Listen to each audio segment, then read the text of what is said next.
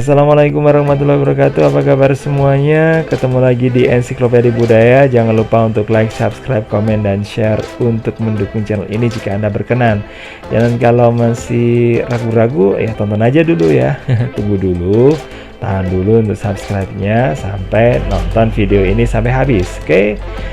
Kali ini saya akan ngobrolin tentang Ibnu Sina ya, seorang tokoh di dunia Islam yang menjadi peletak dasar kedokteran modern. Nah, di Barat sendiri Ibnu Sina juga merupakan tokoh yang sangat dikenal ya, dan disebut sebagai Avicenna. Nah, ilmunya sendiri nah, karena dia itu menulis sebuah buku yang berjudul Qanun fi Tib atau Canon of Medicine dan Ashifa, ini menjadi rujukan utama dalam pengembangan ilmu kedokteran modern. Nah, dikutip dari tulisan Ibnu Sina atau Avicenna, The Prince of Physician dari Samir S. Amr dan Abdul Ghani Tebaki, Ibnu Sina ini telah mempraktikkan ilmu kedokteran di usia belasan tahun. Jadi waktu itu dia berhasil menyembuhkan Sultan Bukhara ya, atau sultan yang ada di Uzbekistan ya, yang sedang mengalami penyakit infeksi serius. Nah, penyakit yang dialami rajanya namanya Nuh ibn Mansur, tidak disebutkan secara detail. Tapi dengan keberhasilan ini, waktu itu yang di usianya 18 tahun ya, dia itu sudah memiliki reputasi yang sangat baik ya.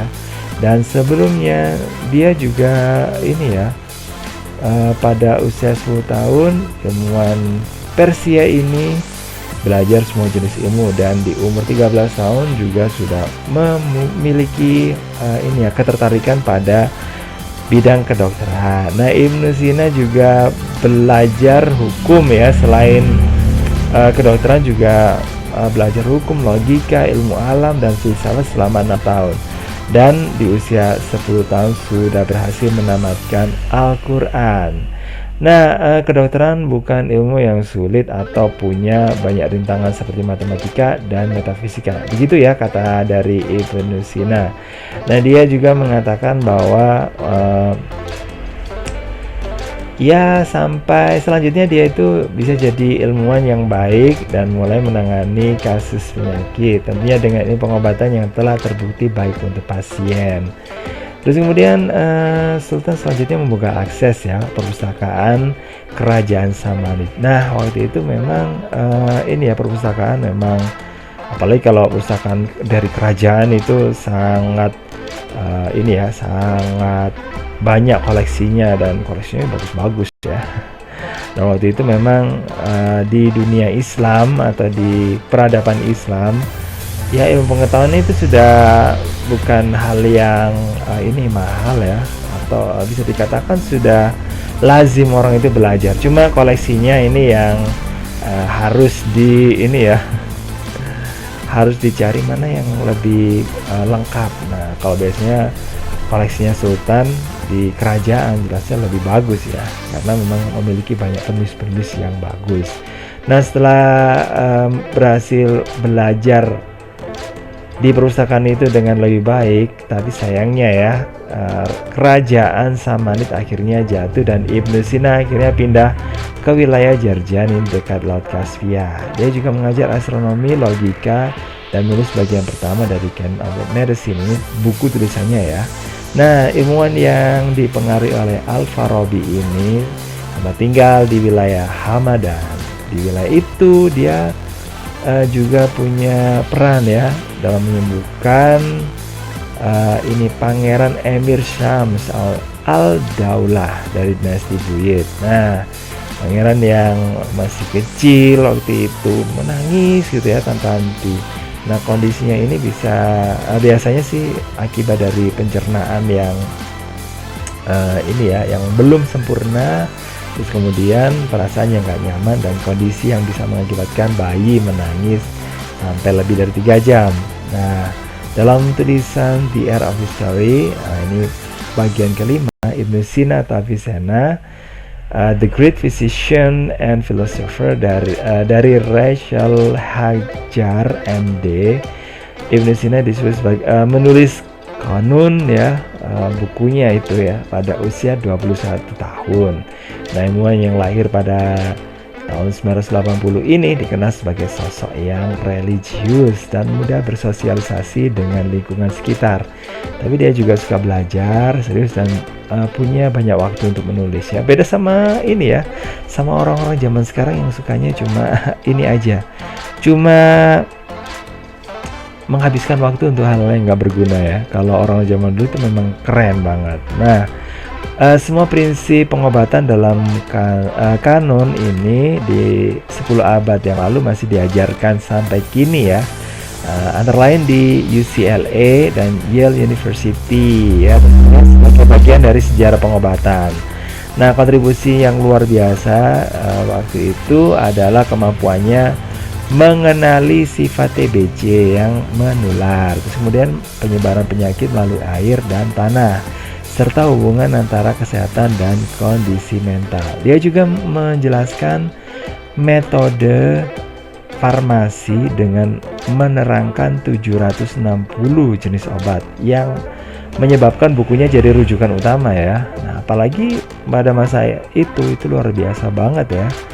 Dan ini ya bisa dikatakan bahwa selain capaian-capaian dari Dr. Jenis ini yang waktu itu berjaya ya, nah ternyata Ibnu Sina juga seorang psikolog ya. Dia juga bisa menangani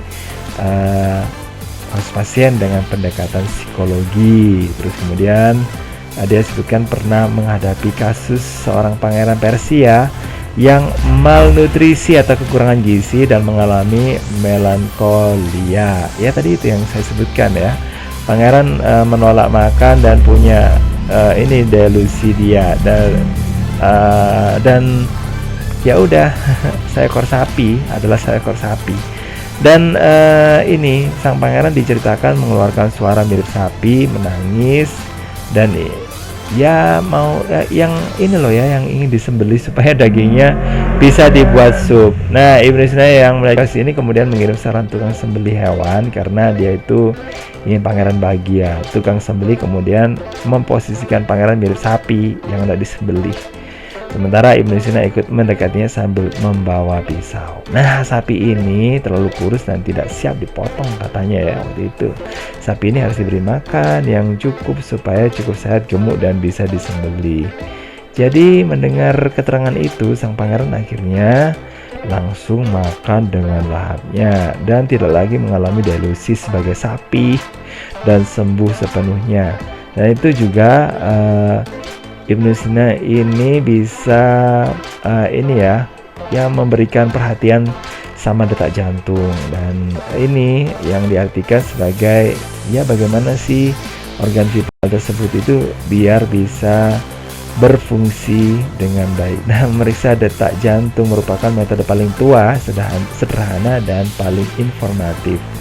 Nah ini ya, terus kemudian Ibnu Sina ini menulis 10 karakter denyut nadi yang bisa menjadi indikasi adanya gangguan fungsi jantung. Nah, jadi cukup ini ya, cukup keren banget ini Ibnu Sina. Terus Ibnu Sina memang ini ya, ketika dia mendapatkan akses ke perpustakaan dan perpustakaannya kemudian terbakar, Ibnu Sina ini akhirnya ya harus